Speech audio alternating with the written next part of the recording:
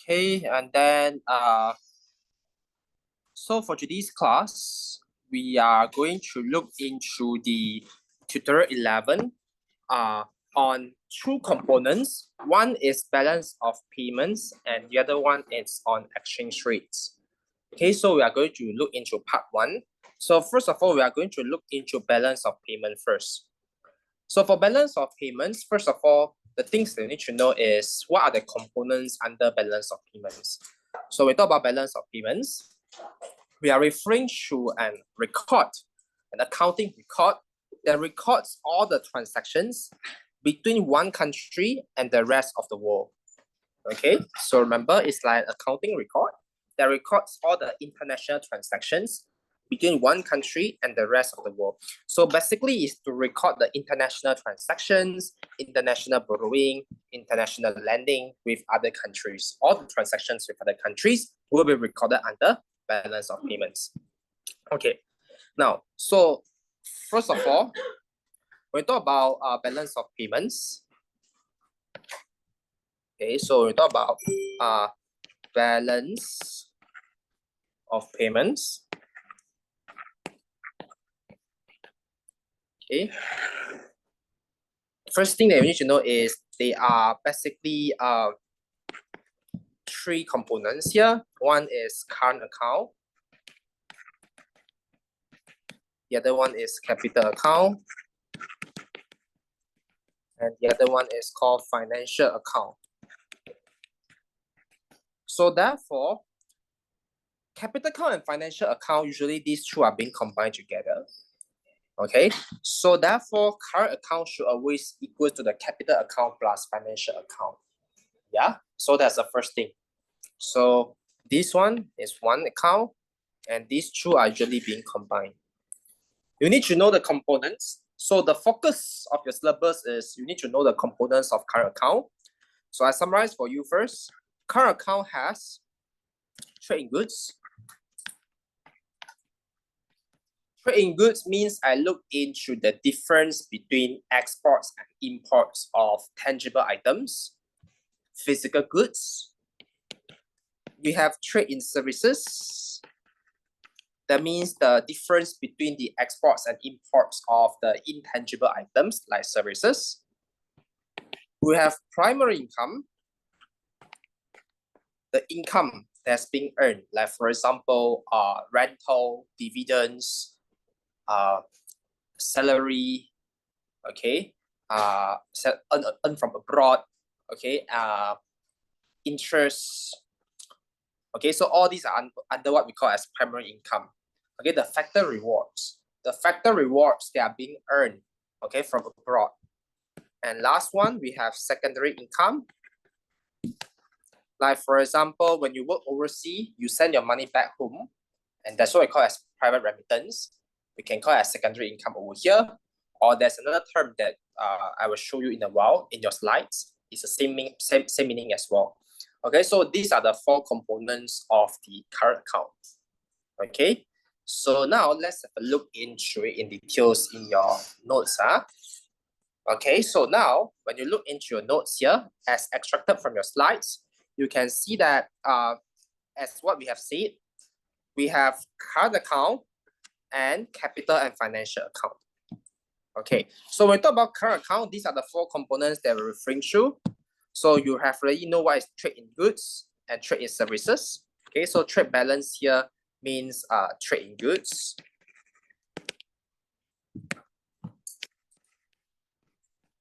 And this is trade in services. Okay, income balance means the income earned from foreign countries.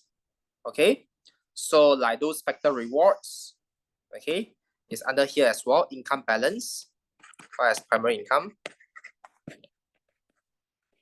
Okay, unilateral transfers, that means that the transfer of funds between countries without any reciprocal change. Like for example, you send money back home, okay, you just send to your family. So that's also under the component of unilateral transfers, okay. So one-way transfer of funds, like private remittance. Okay, example, like private remittance is also under this category. Okay, private remittance that, like for example, you send the money back home. Okay, so we can call it as secondary income. So these are 4 components of the current account. Okay. Now, when you look into capital account and financial account, so we talk about capital account here, it means that the part of the balance of payments that records relatively minor transactions, such as, for example, migrant transfers, sales and purchase of non-produced or non-financial assets, patents, copyright, trademarks. Okay, another one is financial account. For financial account over here, basically it records the purchase of assets in foreign country. Okay, in purchase of assets a country has made abroad, or foreign purchase of assets. Like for example, when you buy over a building in the country, when you buy over some asset in the country, or when you buy over some shares of a foreign companies in foreign country, all these are being categorized under financial account. Okay. So like for example, portfolio investments, like for example, you invest in the foreign countries, you invest in the share of foreign companies, okay, that's under financial account.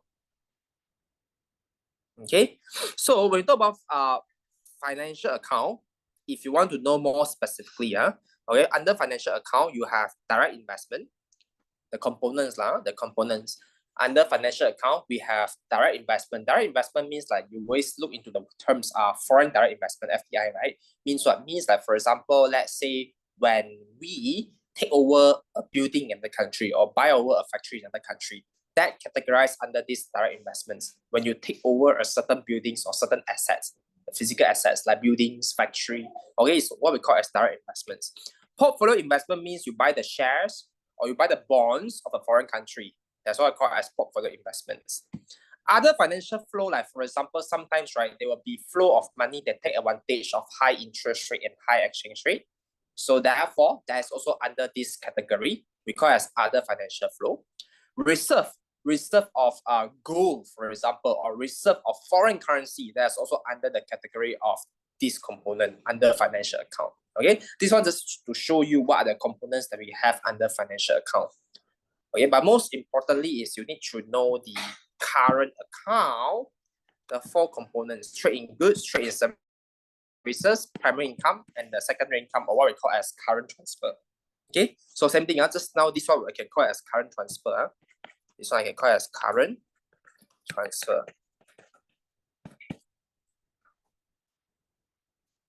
Okay, so these are the main components of current account that you will need to know. Okay, now before we look into exchange rate, we will have a look into the first tutorial question first. Okay, first question 1 here is about the balance of payments.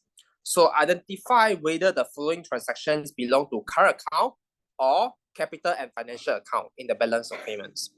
First, export of automobiles to another country, export of tangible items.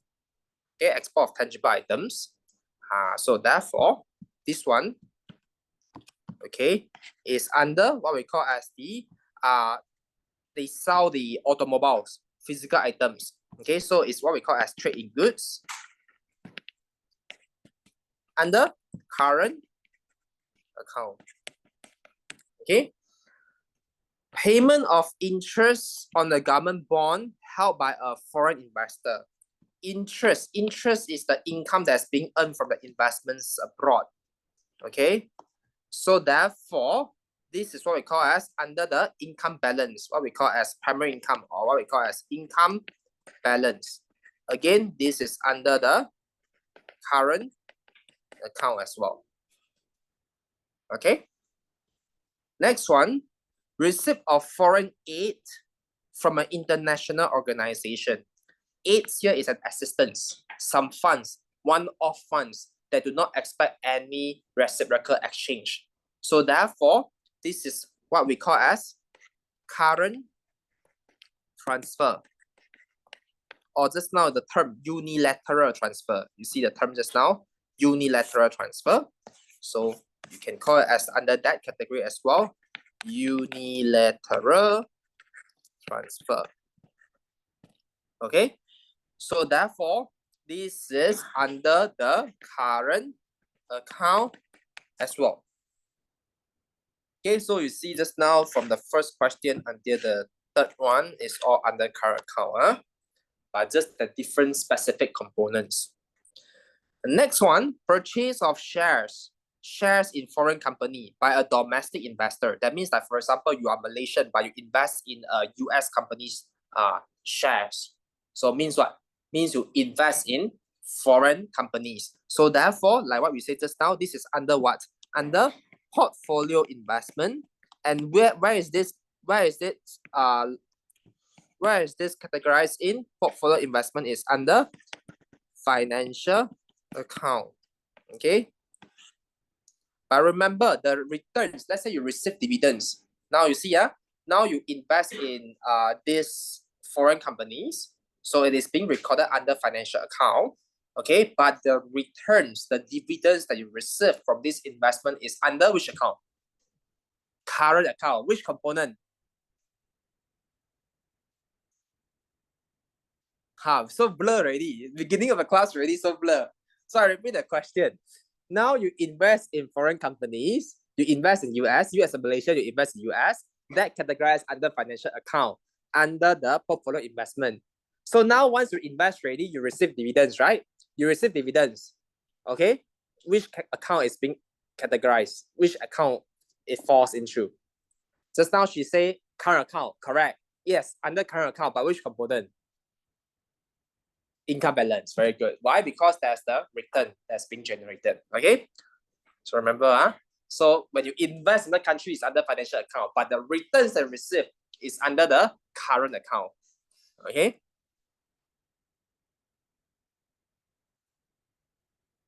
okay, next one, purchase of real estate property in a foreign country by a domestic individual.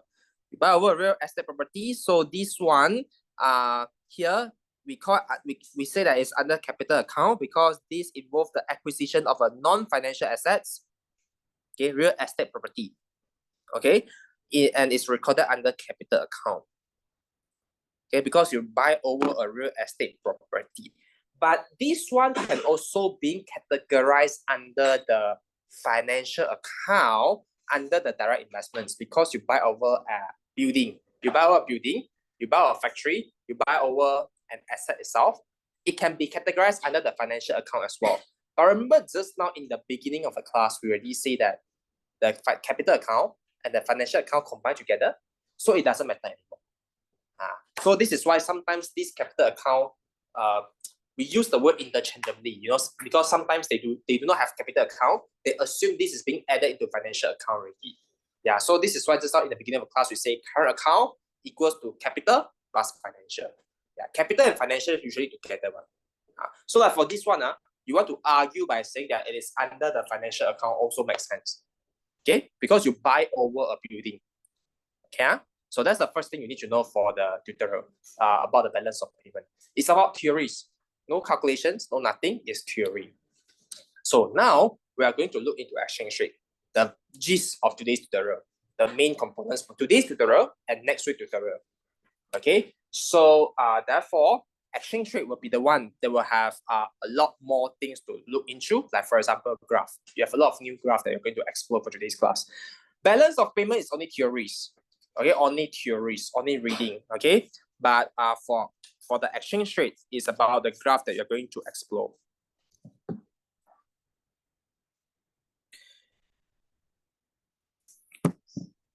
Okay, so now one thing is this: before we look into exchange rate, okay, we talk about balance of payments because we talk about international trade first of all. You see, when every country trade with each other, okay, so therefore there will be international transactions. And all these international transactions will have to be recorded in the balance of payments. Okay, so that means that when the countries are more exposed to trade, more exposed to international trades, and therefore what happened is there will be more of these transactions being recorded. From balance of payments, we can see whether the country is having a surplus or deficit. Now, of course, that is not really part of your contents because it's not in your slides, okay? Because the focus is more towards exchange rate. So let me just give you some preview. Like for example, when we say, let's say, when we look into the country's balance of trade surplus, okay, trade surplus. That means what? That means they're actually the value of exports is way larger than value of imports. That's why we are saying it's a plus. Okay, so that means the value of export is larger than value of imports. If I say balance of trade deficit, means that they are importing a lot. That means the value of imports is larger than value of exports. One interesting is that do you know trade war? The trade war that's being initiated by Donald Trump. So you know what is their rationale? What is its rationale? Now, of course, there are a lot of reasons why the trade war started. One of the main reasons, if you see from an econs perspective, is that US, right, they have been having deficit. They have been having deficit all this while. Like for example, when you look into the balance of trade, when you talk about balance of trade, that means I look into the trade in goods and trade in services, the two components of the current account. Okay, when you look into the trade in goods and trade in services, the balance of trades, okay, they keep having deficit. Okay, they keep having high value of imports as compared to value of exports. Even when you look into the balance of payments, the general one, the big things, balance of payment that you learned in the beginning, they keep having deficit. Having deficit means what? They imports more than they export, means that there will be more money outflow as compared to money inflow. So they start to find out what is the main reason. Like they keep importing from who? From which country? And they found that it's from China. So this is why they initiate the trade war with the China. That means they initiate the trade war against China. They don't want to have any trades with China. So that's one way for them to cut down the imports, the value of imports. That's one of the rationale. Now, but until today, you can see that US is still having a very high deficit. They have been having deficit all this while. They never had surplus. How they survive? How come their country can keep having balance of payment deficit? Like how come they keep having deficit all this while? Other countries cannot. You know, we see deficit already. We must try. Some years we must achieve surplus. Why is that so? For US, it's different because they are a big country. So although they are having deficit in their balance of trade, you know, the trade in goods, trade in services, they are having deficit. But the thing is this, it can be supported by the surplus in their financial account. So you see, you are having deficit in your current account, but your financial account having a surplus. Why? Because people are investing in US. People, you want to invest in US companies, you want to invest in US shares, you want to invest in US bonds. So this is why, although they are having consecutively deficit in the current account, but it can be compensated by the continuous surplus in their financial account. That's why they are able to manage, they are able to survive. Although they are one of the country that keep having deficit, but they did not screw up. Okay, so if your country keep having deficit, okay, you will have problems. Okay, because you are having too much of money outflow as compared to money inflow. Okay, so therefore, what happened is, one thing that you must see here is that when the country is more exposed to international trades, right, they are more exposed to like international shocks. Like for example, you know, when the country keep importing too much of money outflow, it will have some impacts. Like for example, the currency will depreciate because you keep importing, okay? And then there could be like for example, let's say you are exporting to other countries. Let's say because of certain macro impacts, like for example, war, okay, crisis, you know, they might cause a change in the demand towards your products as well. Okay, so therefore, what I'm trying to say here is that when the countries are more exposed to international trade, there will be more risks, more shocks being exposed to. So first question, I want you to go back and do some reading and research for your exam is, okay, how is that the exposure to international trade, okay, expose countries to economic shocks? Okay, so let me repeat the question again now. How is that the exposure through the international trade, okay, or globalization? That means that when countries start to trade with each other, how is that exposure to international trade and globalization, okay, will expose countries to economic shocks. Okay, that means that today when countries start to trade with each other, things getting more globalized and interconnected. Okay, how is that causing the country to experience more economic shocks? Like for example, I give you one example, write down the example. Let's say just now I say, when now countries can trade so easily, maybe that country keep importing. When they keep importing, it will cause their currency to be depreciating, causing a fall in their exchange rate. So their currency will become weaker. That's one example. So try to evaluate this. Okay. She say one. So better read off. Okay. Okay, now we can move on to our contents already. So now we go to exchange rate. Okay. So what is exchange rate? Exchange rate means the price of one currency in terms of another currency.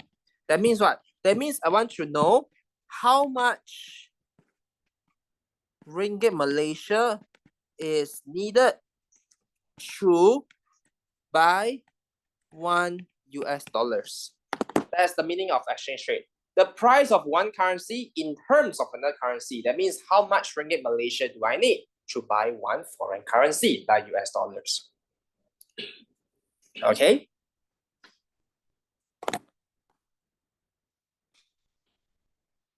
The way of how we interpret our exchange rate is use direct quotation. Direct quotation means what? That means I want to see how much local currency is needed to buy one foreign currency. How much ringgit Malaysia do I need to buy one foreign currency? So like for example, let's say I say that I need 4 ringgit 55 cents to buy $1 per dollar, for example, per euros.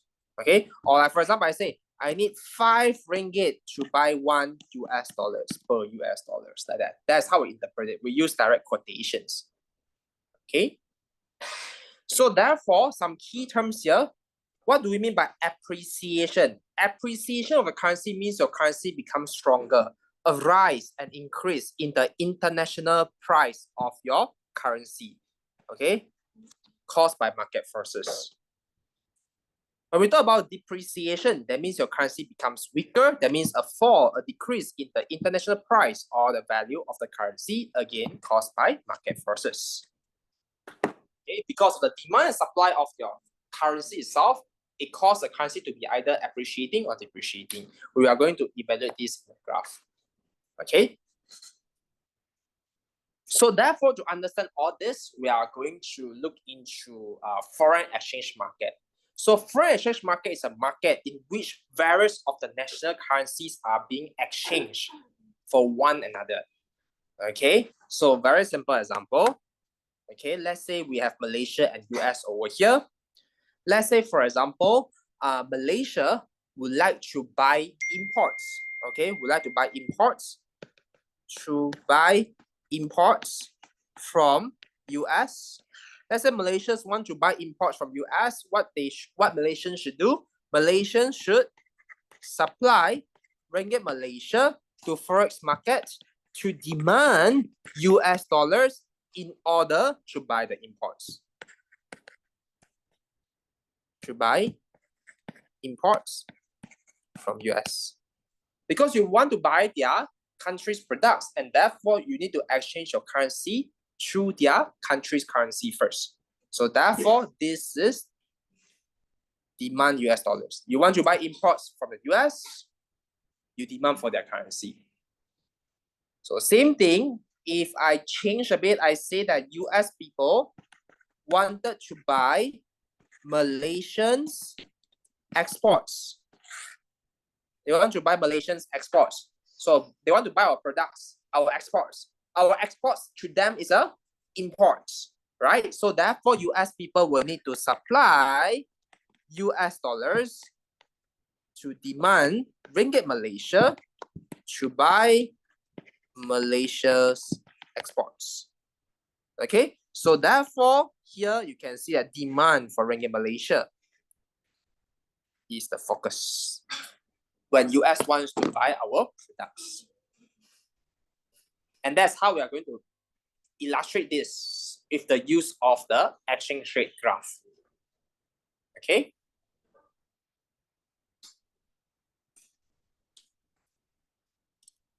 So usually, okay, we demand for the currency for three main reasons. Okay, one is trade flow. That means today I will need foreign currency for the purchase of export and imports. We call it as trade flow. Trade flow is about the international transactions that are related to the imports and exports. Trade flow. Second is capital flow. That means that I'm referring to, that means today we are demanding, okay, the foreign currency to take advantage of interest rate differentials. Like for example, let's say US offer a higher interest rate. I want to save my money in US banks. In order for me to save my money in US banks, I need to change my ringgit Malaysia to US dollars, and that's when I need to demand for US dollars in order to save my money in US. So that's what we call as capital flow of money. Today, the demand and supply of the foreign currency is because of the interest rate under capital flow. Okay. The third one is speculative flow. That means today, I demand or supply more of foreign currency mainly due to the speculation and the prediction of the future value of the currency. Example, let's say I feel that US dollar is going to appreciate in the future. So what I should do? I want to change my ringgit Malaysia to US dollars. So you see, today I demand more for US dollars because of speculation. It's because of prediction. I predict that US dollars is going to rise in its value. So speculative flow. Another example, I feel that ringgit Malaysia is going to become weaker. I do not want ringgit Malaysia anymore. So I want to sell off my ringgit Malaysia and change to Sing dollars, for example. Okay, so therefore, when I supply my ringgit Malaysia to exchange for Sing dollars, that's also under speculative flow. Why? Because it's about my prediction. I'm predicting my ringgit Malaysia is falling in terms of its value, and I want to exchange to something that I predict that it can rise in terms of its international value of their currency, which is Sing dollars here. So that's about prediction. These three okay, we are going to evaluate more in your upcoming class, your next class. Okay, but today's one we focus on how the demand for imports and exports will affect the exchange rate in a while. Okay, now we have different types of exchange rate system. The main, the tool that you focus is this tool here, floating exchange rate system. Floating exchange rate system means what we call as flexible exchange rate system. And the other one is fixed exchange rate system, or we call as pegged exchange rate system. Floating exchange rate system means that a flexible exchange rate system that's determined by market forces of demand and supply without any government intervention. That means today, the currency will appreciate or depreciate based on the market forces, the demand and supply of the currency. Government does not intervene. We just let it be, okay, in the market. Fixed exchange rate means it's an exchange rate that is set by government and maintained by the central bank with the use of reserve. That means government or the central bank want to fix the rate at a certain amount. For example, let's say 4 ringgit to 1 US dollars. Okay, 4 ringgit to 1 US dollars. So yes, every day the currency, our currency, the value, okay, our international value of our currency may appreciate or depreciate, but government or central bank want to fix it at 4 ringgit to 1 US dollars.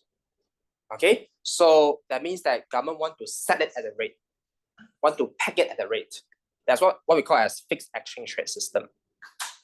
Okay, so you can think about like long time ago, we only used it once. Okay, in 1997, due to financial crisis, I think Dr. Mahathir used to implement once for fixed exchange rate system, okay, to avoid our currency to continue to depreciate further.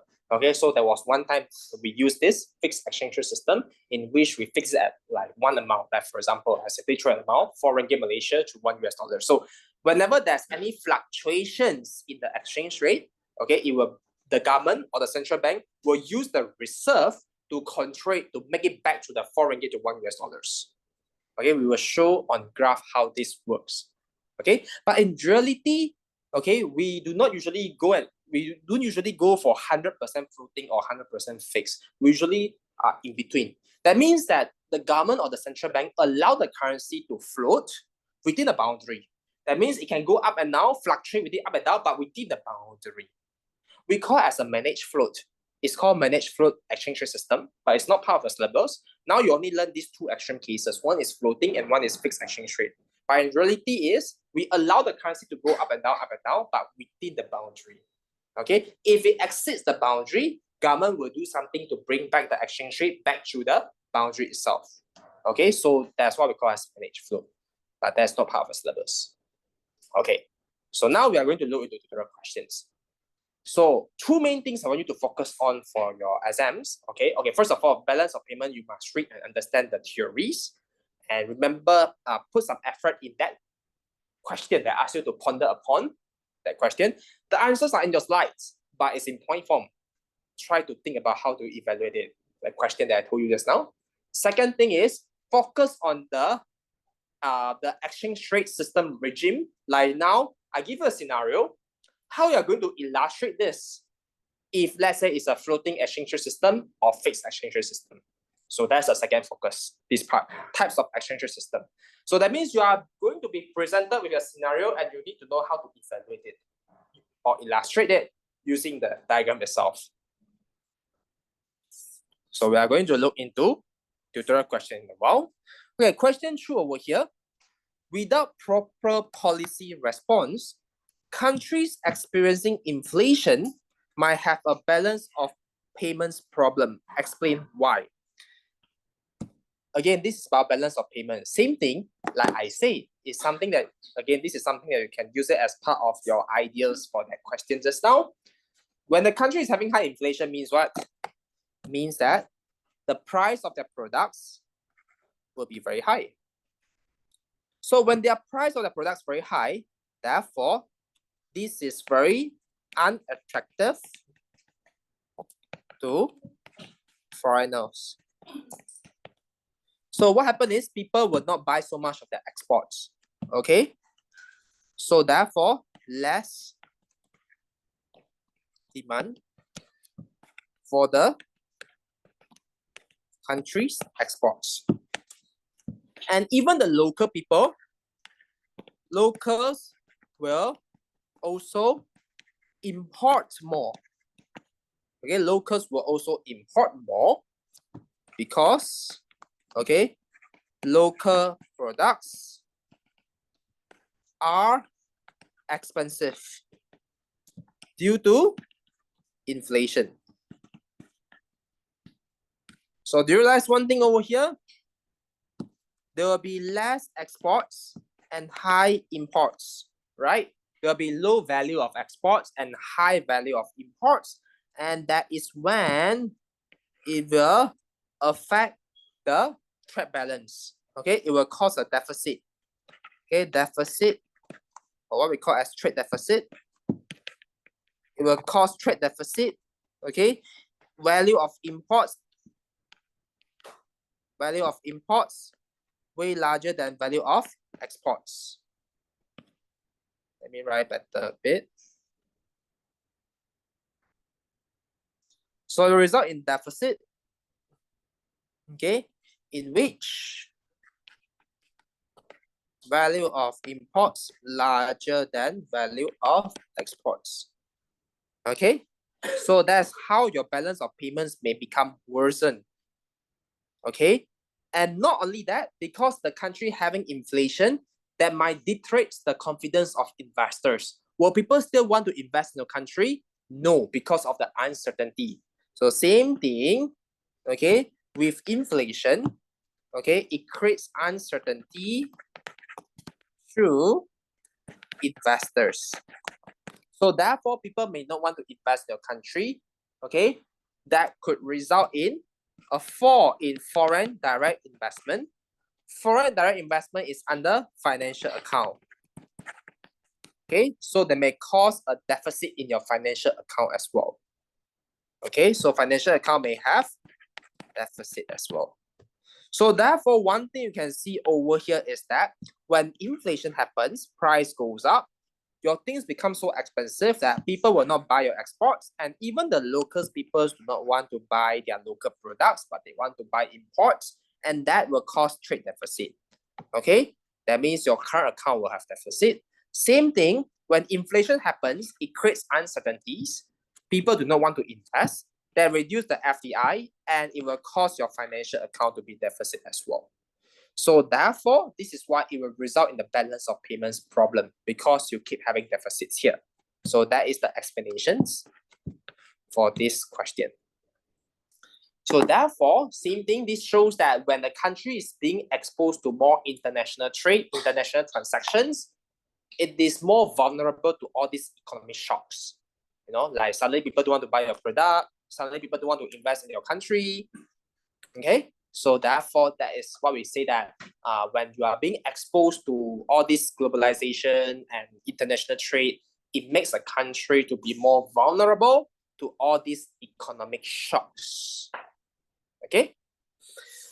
All right, now let's have a look into foreign exchange rate question. Question 3 here. In a market for foreign currency in domestic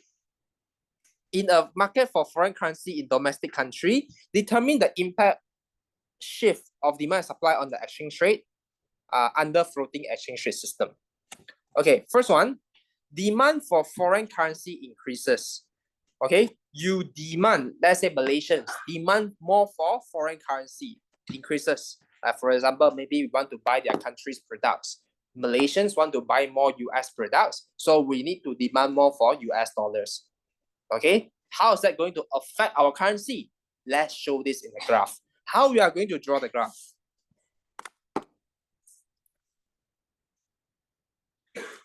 Y-axis, x-axis, origin. Remember the quotation that I said just now?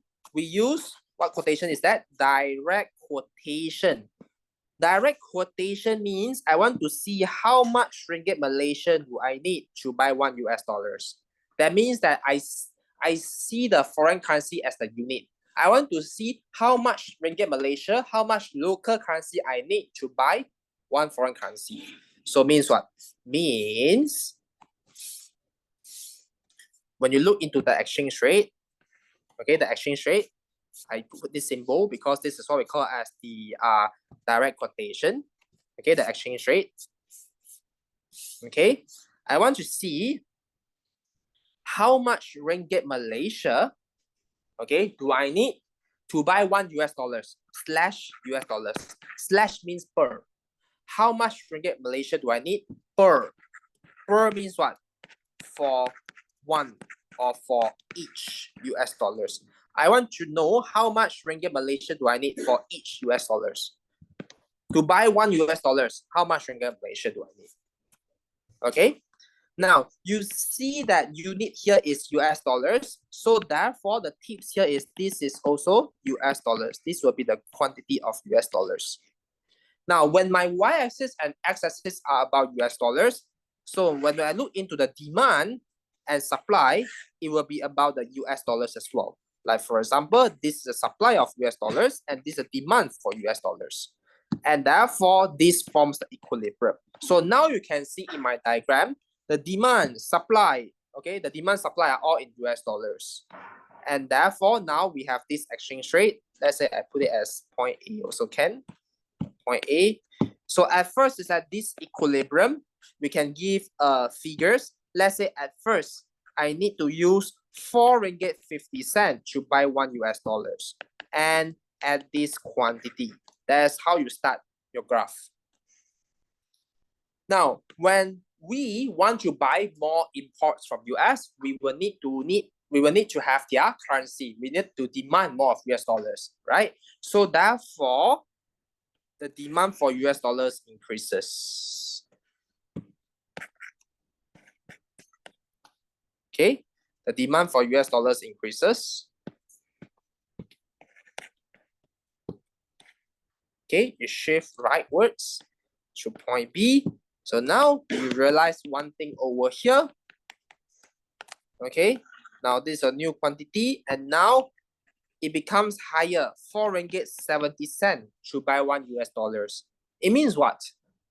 It means that today you will need to use more ringgit Malaysia to buy $1. It means what? Okay, conclusion, you must write MYR, ringgit Malaysia, depreciate. When it goes up here, it depreciate means what? More MYR is needed to buy $1. Okay? That means US dollars appreciates. That means less US dollars is needed to buy 1 ringgit Malaysia. That means ringgit Malaysia becomes weaker, US dollars become stronger. So MYR depreciates, US dollars appreciates. So that is the outcome.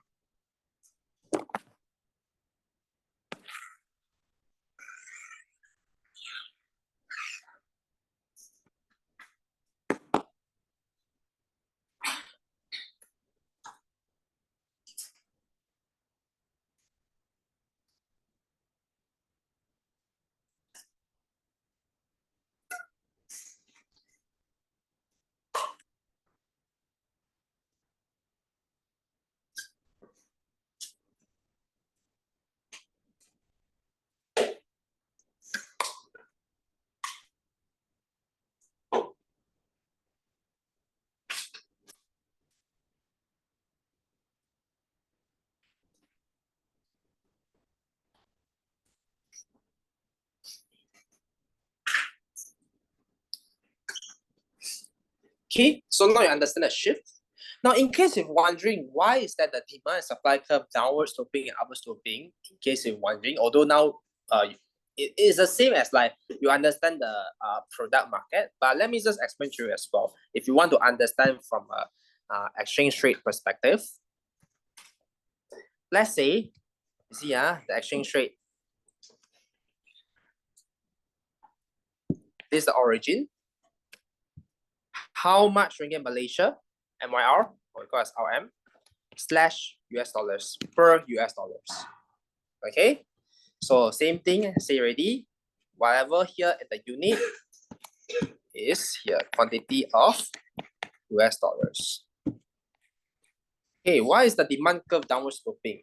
You can understand like this, demand. So now this demand curve is about US dollars. Why? Because my y-axis, x-axis is about US dollars already. Right? Demand will be about US dollars. You see, you can understand like this. Let's say at first is at point A. Okay, point A, I just simply give a figures. Let's say RM, 4 ringgit per US dollars. That means Malaysians use 4 ringgit to buy $1. Okay, so therefore this will be the quantity. Okay, now let's say the points move to here, point B. When they move to point B means what? Means now you can use 3 ringgit to buy $1. So will you want to demand more US dollars right now? Cheaper what? Okay, so yes. So the quantity of the US dollars increases. Remember, we talked about US dollars. So you see, when the price of US dollars become cheaper, you get more, you demand more for the quantity of the US dollars. And this is because of the exchange rate itself. So it means now, when you can use less ringgit Malaysia to buy $1, when it becomes cheaper right now, okay, the quantity demanded for US dollars increases. So therefore, the graph is downward sloping. Just like the demand curve for the product market. I'm just explaining to you how do you understand this or how do you write this in sentences if you want to explain that movement along the line. Okay? For understanding purposes only. Okay, so therefore demand curve is downward sloping. Okay, now I give you another scenario. Okay, let's say y-axis, x-axis, origin. Again, how much ringgit Malaysia or RM do I need to buy $1? So therefore, whatever at the back here, it will be the unit here, quantity of US dollars. So when my y-axis and x-axis are US dollars, and therefore when I draw my supply curve, it will be about US dollars as well. So this is about US dollars as well. Okay, this means US dollars. Okay, so why is that upward sloping? Same thing, you can understand like this. Let's say this is point A. Let's say point A over here, at first is 3 ringgit per US dollars. Okay, at this quantity. Now, what happened is, let's say the points move to point B over here. The prices go up. So now we need 4 ringgit Malaysia to buy $1.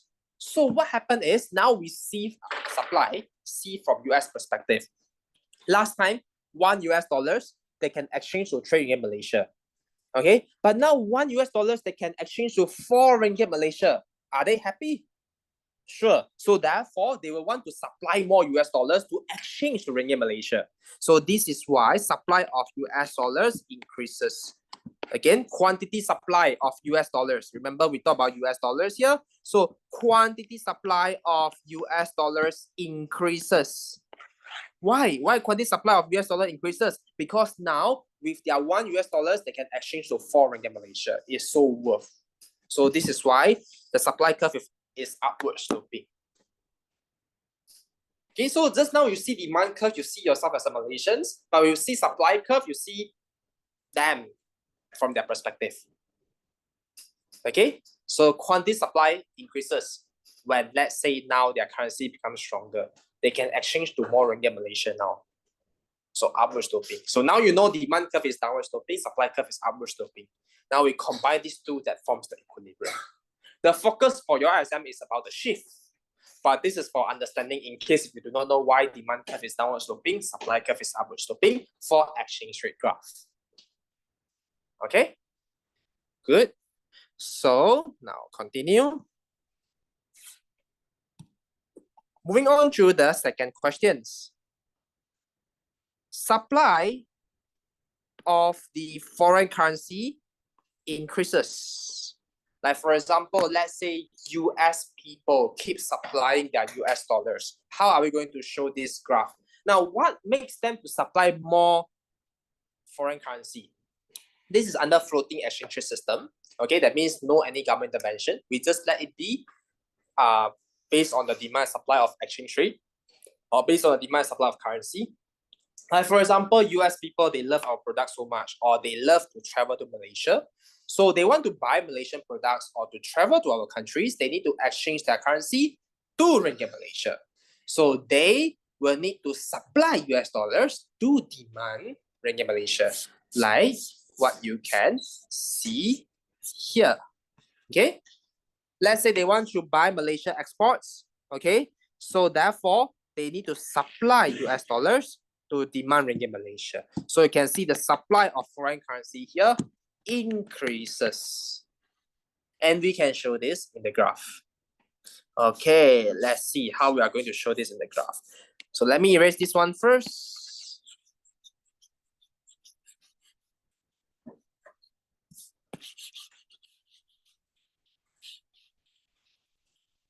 Okay, so supply of foreign currency, same thing here. Let's just draw the diagram. You have y-axis, you have x-axis, you have the origin. The way of how interpret is how much ringgit Malaysia do I need to buy $1?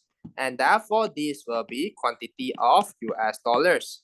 Okay, now both sides are about US dollars. Therefore, my demand and supply curve will be about the US dollars as well.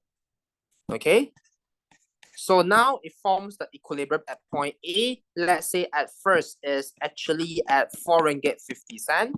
Okay, let's say at first we need to use 4 ringgit 50 cent to buy $1 at this quantity. Now, supply of foreign currency increases. Like for example, US people keep supplying their US dollars to exchange to ringgit Malaysia to buy our products or to travel to our country. So supply of US dollars, because now we talk about US dollars here. Okay, so supply of US dollars increases. So it shifts the supply curve rightwards. Now it moved to point B over here. So at point B, you can see that now this will be my new quantity. And what about my price? It goes down, for example, to 4.2. It means what? Ringgit Malaysia appreciate or depreciates? Appreciate, okay? Ringgit Malaysia appreciates means what? Means less MYR is needed, okay? To buy $1, okay? Or I can say that now US dollar depreciates. Means what? Means that more US dollar is needed to buy one MYR. Okay? So that's the answers.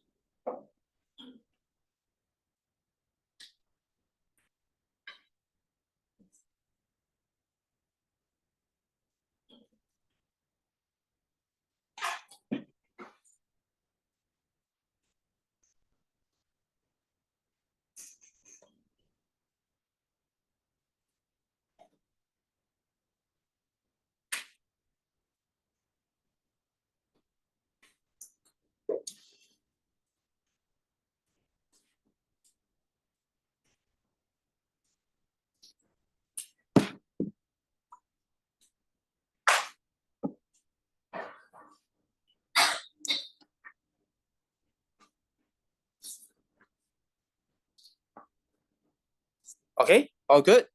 Now let's move on to the next question. Okay, demand for domestic currency decreases. Demand for domestic currency, let's say we assume domestic currency is Ringgit Malaysia. Demand for Ringgit Malaysia decreases. Means what? Means that people don't want Ringgit Malaysia. Okay, less people demanding for Ringgit Malaysia, for example. Okay, less people demanding for Ringgit Malaysia means what? Means that I would rather to hold other currency. Let's say I want to hold Sing dollars, I want to hold US dollars. So the demand for other currency will increase. Okay. Now for this one, you actually have two answers. The answers here only provide one, but she updated yesterday, but I didn't update here. But no worries, I will show you the answers, both answers. Okay, you will have two answers. One is like what I say here. Okay, here we say that a decrease in the demand for the domestic currency means what? Means that now I would rather to hold foreign currency. There will be an increase in the demand for foreign currency. Okay, so that means that I want to hold, for example, US dollars. Okay, so let's draw the diagram. Okay, this is question 3C, right?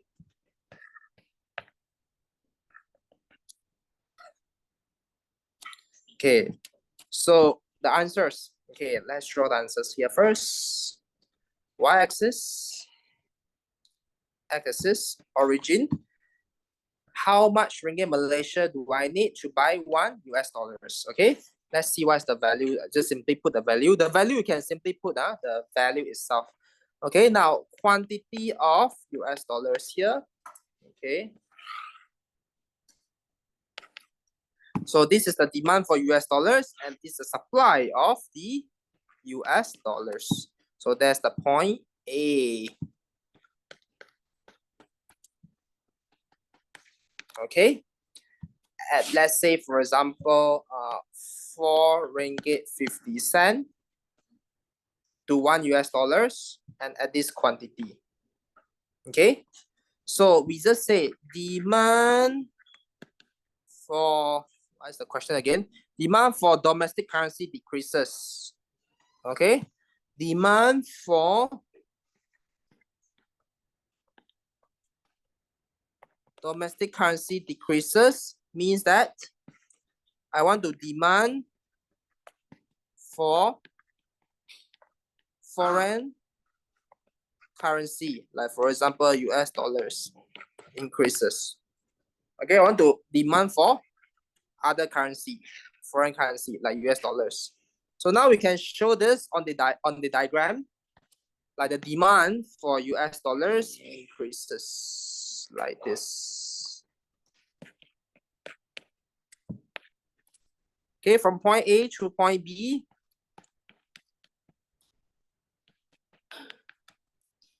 Now it has this quantity, and now it becomes 4 ringgit 70 cents to buy $1 US. So it means what? It means everyone must write this in the exam. After you analyze, you must say, okay, ringgit Malaysia depreciate. Okay, you must explain. More MYR is needed to buy $1 US.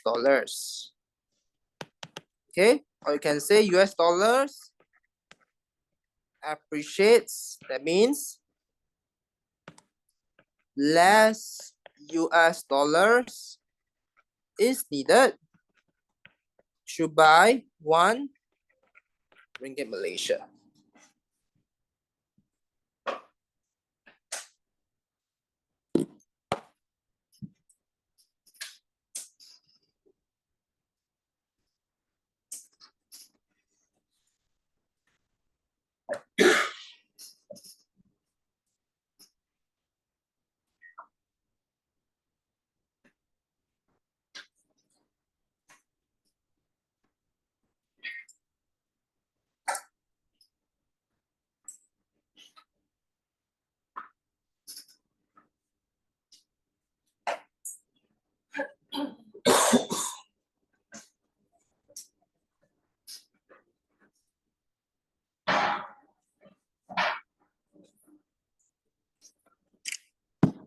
Understand this one? This is more of reasonable answers, but there is another answer. Okay, you have 2 answers, but I feel that this one is a better answer, but she brought one more. Okay, so I will show you 2 answers. This is the best one I feel. Answer here. Okay, answer number 1. This one everyone can understand, right? Now I want to show you answer number 2. Another potential answers. This one is not in your notes, so you want to add on. Okay, now the idea is like this.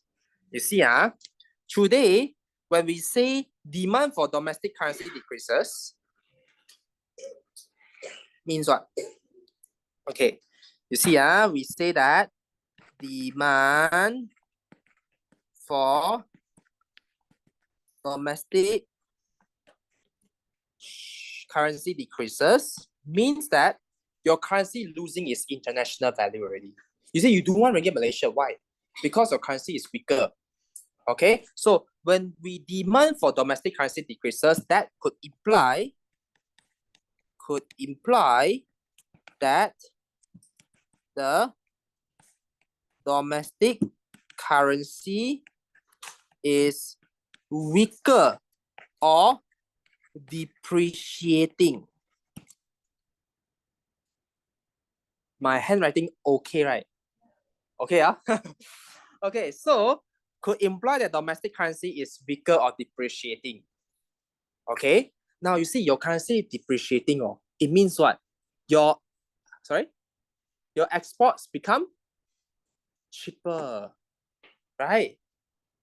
So another outcome here already, you see, when your demand for domestic currency decreases, means that your currency is depreciating. Okay, so therefore, what happened is exports become cheaper. So foreigners will buy. Okay, so attractive for foreigners. Okay, to buy our exports. Okay, attractive for foreigners. So they will buy our products. Okay, so the demand for our exports. Okay, so therefore the demand for exports will increase. They will want to buy our exports. So means what? How are we going to show this in the diagram? So you see, same thing, we draw on the diagram here, y-axis, x-axis, origin. How much ringgit Malaysia do I need for $1? And here is quantity of US dollars. And we have demand for US dollars here and supply of US dollars here at point A. So same thing, let's say I put a figure. Let's say at first, well, I need to move this a bit. Hold on. Let me move this a bit. Okay, so let's say 4 ringgit 70 cent. Okay, at first it's 4 ringgit 70 cent per US dollars. Now, because the demand for domestic currency decreases, means that our currency is weaker or depreciating.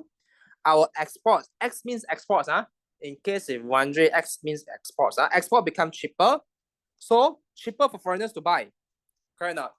So therefore, they want to buy our products. So how? They should supply US dollars to buy ringgit Malaysia, correct? So supply of US dollars will increase.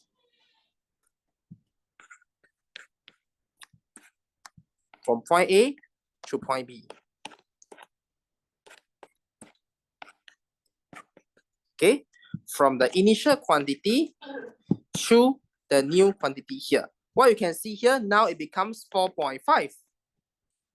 Means what? 8 different outcomes here already. You realize one thing here? So what is the outcome now? So I put in the color so that you can see in the outcome here. Okay, now is MYR appreciates. Means what? Less MYR is needed to buy $1. That means what? That means US dollars depreciates instead. Okay, means what? More US dollar is needed, okay, to buy 1 ringgit Malaysia. So do you realize that when you compare these two answers, both derive different outcomes?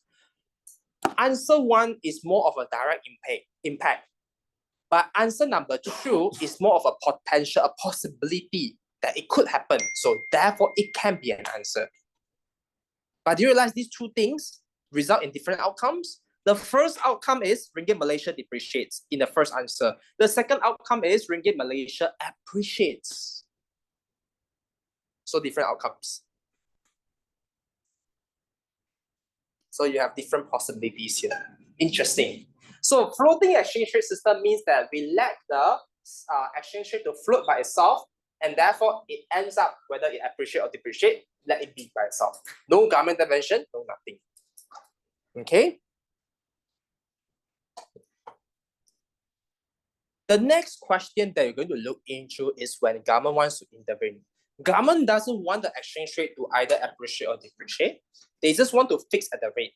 For example, at first in this one here, at first it's 4.7, right?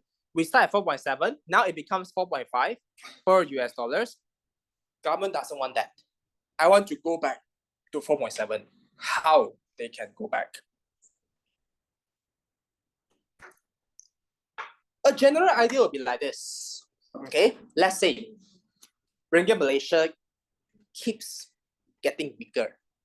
Like for example, ringgit Malaysia, we Malaysians, we keep selling ringgit Malaysia. We don't want that. Okay, we keep buying imports. We keep supplying ringgit Malaysia. We feel that ringgit Malaysia is not worth anymore. We keep selling ringgit Malaysia. So the moment we all keep selling ringgit Malaysia, what happens is ringgit Malaysia will lose its international value. So what government should do? Government should, okay, buy back the ringgit Malaysia because we keep supply.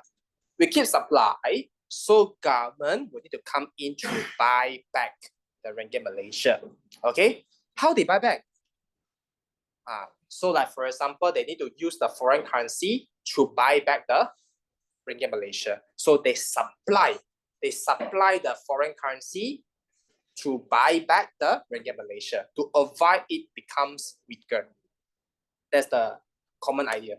And we are going to show all this in the graph. Okay, so now let's move on to question 4. This is when you will need to see, okay, what should government do, okay, under fixed exchange rate system. Remember the first question? Remember the first question that we talked about? Demand for foreign currency increases. Remember the first question? Okay, so okay, in case you forget, okay, so now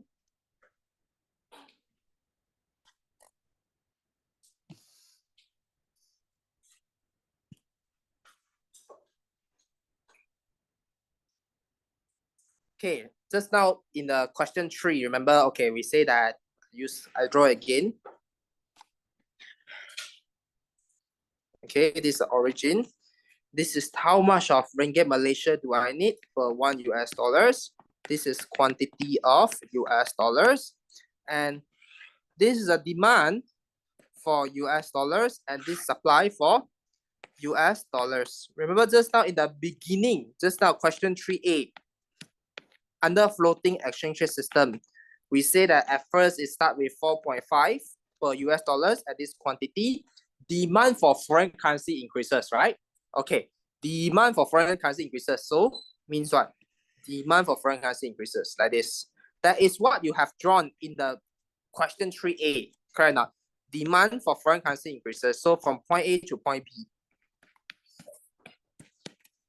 So it becomes 4.7. Correct? That's what you have drawn in question 3A. So you see, in question 3A is floating exchange rate system. We let it be. So what's the outcome that you got just now? Question 3A. Ringgit Malaysia depreciates, okay? Ringgit Malaysia depreciates, okay? And US dollar appreciates. And is there any government intervention? No, nothing. Just let it be, okay? When the demand for foreign currency increases. So this one is question 3A, means is demand for foreign currency increases. Okay, that's a question. 3A just now. Okay, now question 4A. We say that it is a fixed exchange rate system. Means what? Means I want to bring it back. I don't want now it is at 4.7 per US dollars. I do not want that. I want to bring it back to this 4.5. Okay? I want it to be back. I want it to be back to this 4.5 per US dollars. I want it to be fixed. Okay, let's say I want to be fixed. Let's say to fix at 4.5 per US dollars. What should government do? Okay, so you see, too high demand for US dollars, right? So therefore, what happened is central bank or government, they should supply US dollars. Okay, they supply US dollars and buy back the ringgit Malaysia, or else our ringgit Malaysia will get weaker. Because you see here, we demand, let's say Malaysians keep demanding US dollars means what? We supply. We supply ringgit Malaysia to demand for US dollars. So government, what government should do? Government should supply US dollars and buy back the ringgit Malaysia. Okay, so therefore, what government should do? Government or central bank, they should supply US dollars, okay, to buy back or to demand back ringgit Malaysia. Now, because we draw this graph, it's about US dollars. You see, US dollars, US dollars, US dollars, US dollars, and US dollars. So we show this in a diagram. So therefore, we draw the graph, continue to draw the graph like this, supply curve shift rightwards. Okay, to point C here. So you realize that now it goes back to 4.5 and at this quantity.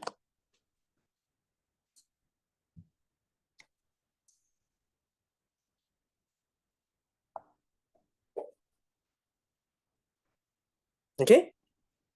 So now you realize that at point C, we bring it back to 4.5 per US dollars.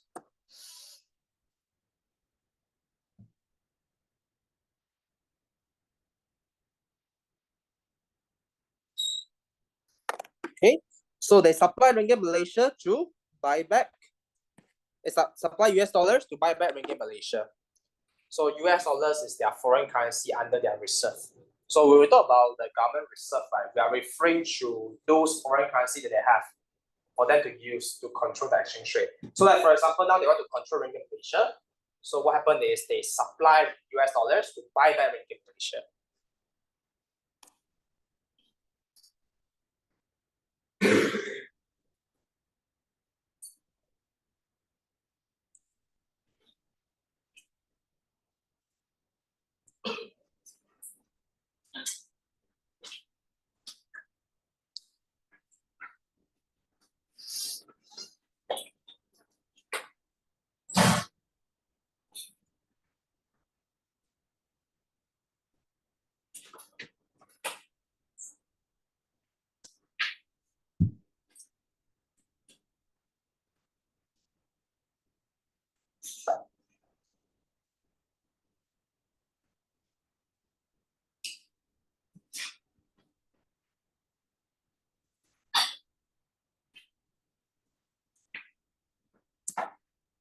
Okay, Ken, move on to the next question now.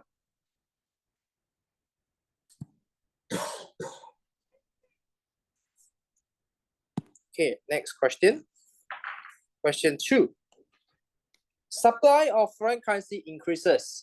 Like what we learned just now. Supply of foreign currency increases. Like for example, US people, they keep supplying their US dollars to buy our products or to visit Malaysia. Okay, so remember the graph that we drew just now? This one I didn't erase, so I can continue to use here. Remember just now question 3B that we drew this one? Okay, supply of US dollars increases, and therefore you can see the supply of US dollars shift rightwards, as you can see here. Okay, now let's say, okay, question 3, just now is question 4, right? Question 4B. Now, just now is under floating. Okay, just now question 3B is floating. Now I want to look into fixed. Okay. Now let's say just now at the end is at point B, right? Point B means 4.2 per US dollars. But now, okay, let's say government want to fix at 4.5 per US dollars. How? Okay, so now you see too much of supply of US dollars already. Okay, high supply of US dollars. So you see these US people, they keep supplying US dollars to do what? To buy ringgit Malaysia. Like here we assume ringgit Malaysia. So they keep supply US dollars to demand ringgit Malaysia. So that will cause our currency to appreciate. Remember just now we said the currency appreciates. Let's say government doesn't want that to happen. Okay, government want to fix it at 4.5 per US dollars. What happened is now government will have to what? We have to sell the ringgit Malaysia, okay, to demand the US dollars. Okay, why? Because now these US people, they keep supplying US dollars to demand ringgit Malaysia. Okay, that will cause excessive demand for ringgit Malaysia. So government should do, what government should do? Government should sell the ringgit Malaysia then. Because since there's excessive demand, because if they don't sell ringgit Malaysia, excessive demand will cause ringgit Malaysia to further appreciate. Okay, so therefore what happened is government, okay, will supply ringgit Malaysia to demand all these US dollars. Okay, so therefore central bank or government, okay, will need to supply the ringgit Malaysia, okay, to buy the US dollars. Okay, so therefore here So therefore, I will write they will need to use ringgit Malaysia to buy dollars. Okay, so here government will buy or demand US dollars. Okay, how? That means that they will sell ringgit Malaysia to demand US dollars. Okay, so therefore, the demand for US dollars will increase to this one. So the demand for US dollars increases, shift rightwards. Now it ends up at point C, and you can see it's at this quantity. Okay, so here you can see it ends up at 4 ringgit 50 cent at point C. Okay, back to the initial one. So here you can see that to fix it at the rate, okay, because US people supplying too much of US dollars to buy ringgit Malaysia. So Bank Negara Malaysia, central bank or government, okay, they will supply ringgit Malaysia to demand US dollars. So therefore, you can see the demand for US dollars is being represented on the graph.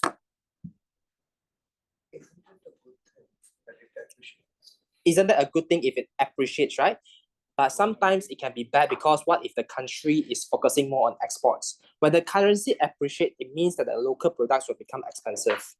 So therefore, maybe some countries, they focus more on exports. So therefore, when the currency appreciates too much, it may not be a good thing to them. Especially the country focus more on exporting sector. Yes.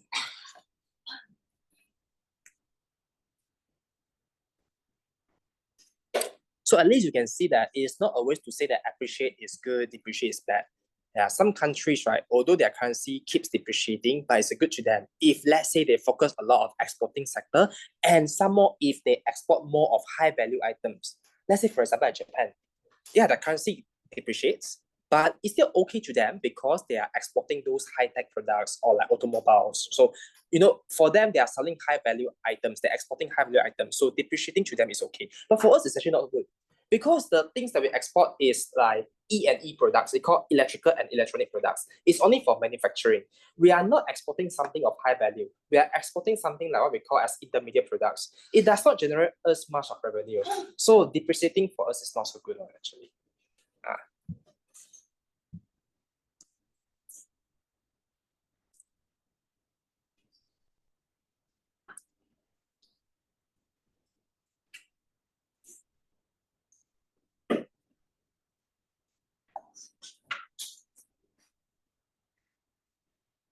Okay, now next question, question 3. Okay, again, question 3, some updates in her answers. I will modify a bit. Question 4C here. Demand for domestic currency decreases. Just now we say demand for domestic currency decreases. Means that we feel that ringgit Malaysia gets weaker. So remember I said got 2 answers, one? Okay, I need to undo, see I can get back the answers or not. Oh, you cannot already, I think. Let's see. So this question is the answers that I say got 2 possibilities. So same thing, let's say we see back if we see back how government is going to make adjustment, okay, for this scenario. Let's see if I can undo and get back the 2 graphs or not. I erased just now, that's why.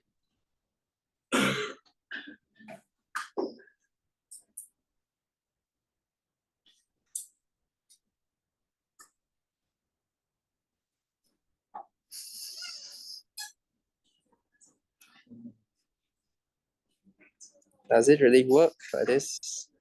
Let's see.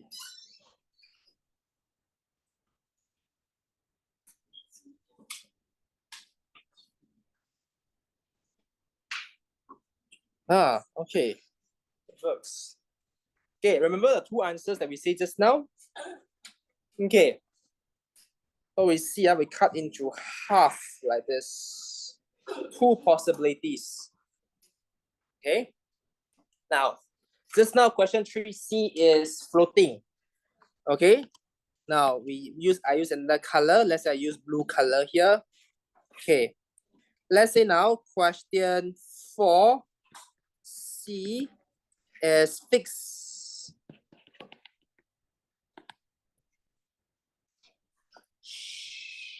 Okay, fixed.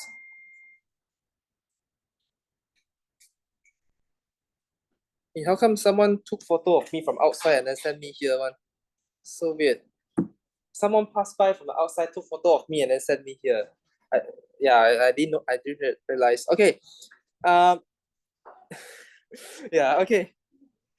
So, what I want to say? Okay. Just now, question 3C. Okay, the outcome is what? 4.7. Remember? Just now from point A to point B, 4.7 per US dollars. Okay. Now let's say government doesn't want that to happen because just now MOL depreciate. Not let's say government doesn't want it. Government want to control back to fix it at 4.5. Okay, 4.5. So let's say they want to fix it at 4.5 per US dollars. How? Wait, almost done already. Almost done already. So what should the government or central bank do? So central bank, you see, this one is what we demand too much of US dollars already, right? So like what we learned in the question A just now, okay, government or central bank, okay, should sell the US dollars and buy back the ringgit Malaysia. Okay, because we keep demanding for US dollars, so causing our currency to depreciate. So now government wants to appreciate or revalue our currency. So central bank should, okay, should supply the US dollar to buy back ringgit Malaysia. So here you can see supply US dollars. Okay, so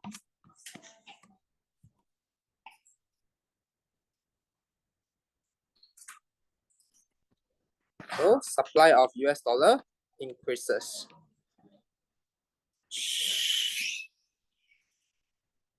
Point C. Okay, to this quantity here. So now you can see one thing, it goes back to 4.5 at this point C here. Okay, so that's how the government fix it back to here.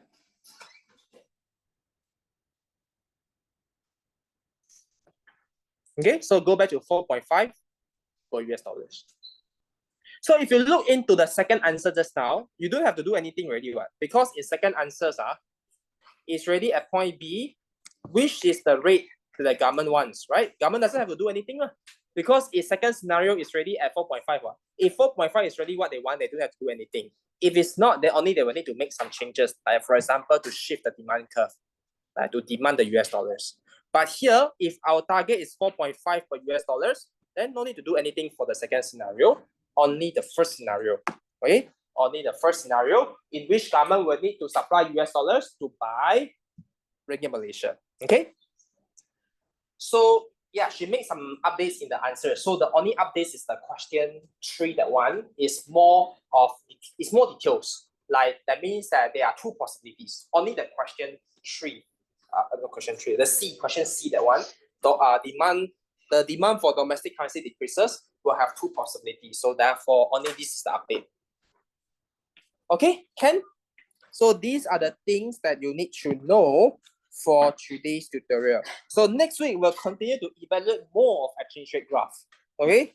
Quite fun, to learn exchange rate graph. Thank you.